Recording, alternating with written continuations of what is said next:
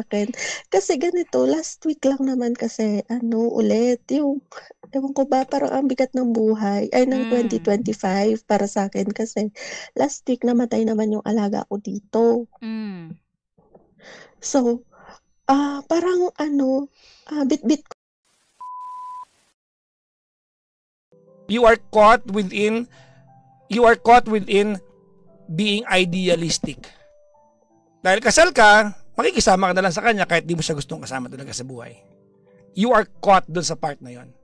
Look, inaantay ka niya to be with him in Middle East because you promised him.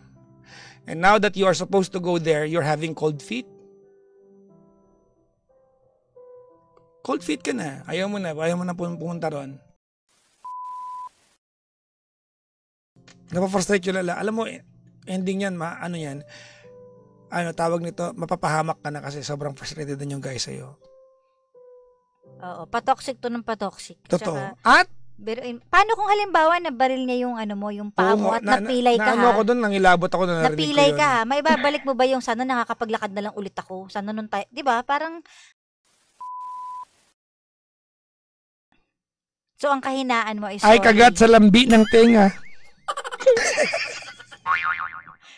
Soft bite. R? Masapit tunog. R. Totoo to, trigger niyo ang isa't isa. Kasi ayaw niya ibigay yung gusto mo. Ayaw mo din ibigay yung gusto niya. Alam mo, feeling ko, Kara. Feeling ko, alam Pareho mo. niyo, di ba? Ru. po. Alam mo, sabi ni Kara kanina, love is patient. And, I really believe that. Kasi, yung apology na hinihingi mo, hindi mo kailangang i-demand yan eh. In time, when you become kind to each other, in time you don't need to demand that. That will naturally occur. Mm-hmm. Naniniwala ko that to truly test whether someone loves you is that you become vulnerable around that person. When you are vulnerable around a person, that's the only way for that person to protect you.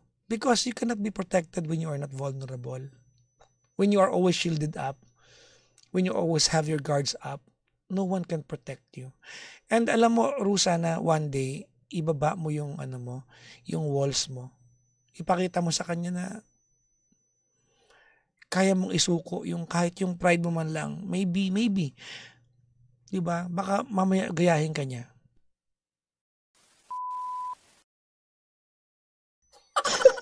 Pagsusurihin namin sa'yo.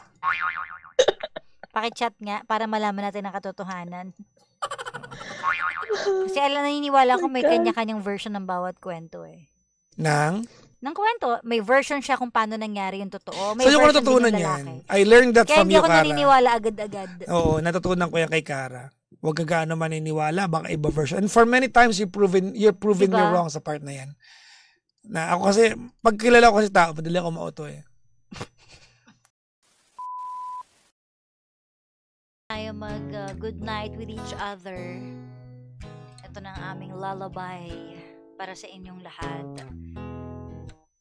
Kala ko, hey. Para katunog. Hey! Ayun nga. Have you ever tried? Tuloy mo nga. Really reaching out for the other side.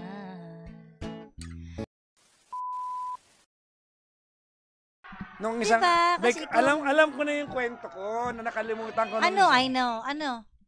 Yung tungkol sa debit card ko. Debit o credit? Yung yung ginamit mo online.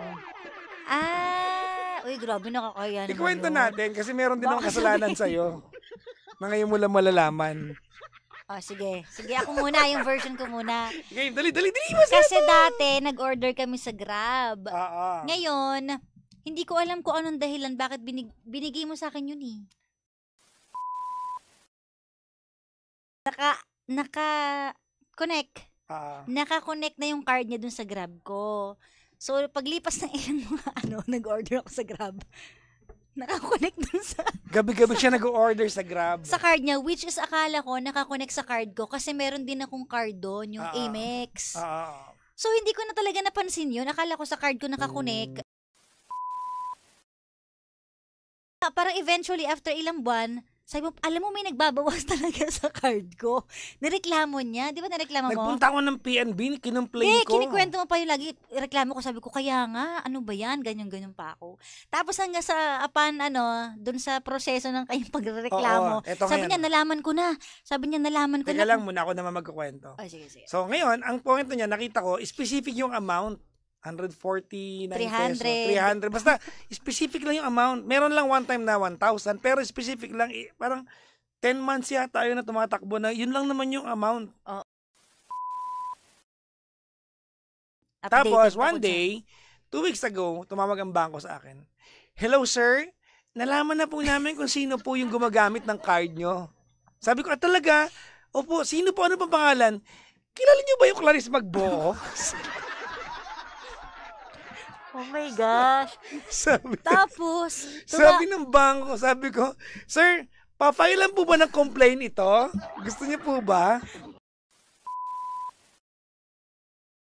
Tapos tumawag siya sa akin. Sabi niya, alam mo yung problema ko matagal na, yung hinahanap ko yung kung sino yung bakit nagbabawa sa card ko, ganyan. Sabi ko, ano na nangyari? Sino daw? Sabi niya, si Clarice Magbuo. Sabi ko, ha? Ako? Sabi ko, ako yung suspect? Sabi ko, teka, paano nangyari yun? Tapos chinek ko yung Grab ko, wala naman naka-pin. So anyways, tapos anong continuation? Ang continuation yon, sabi ko sa 11,000 yon.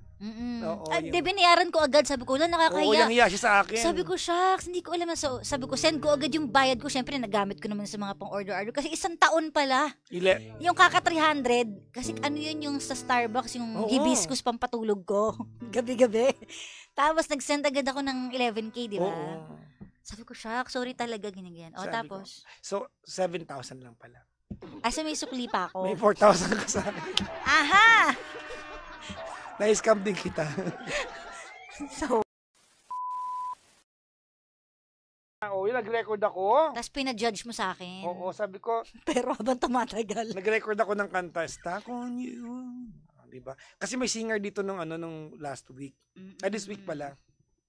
Tapos, habang hindi pa dumating yung singer, sabi ko, ako muna kakanta. Oo. Sabi ko, judge mo nga ito kung dapat i-upload. Sabi ni Cara, okay naman. May ganun ka. Hindi, okay naman. May ganun ka eh.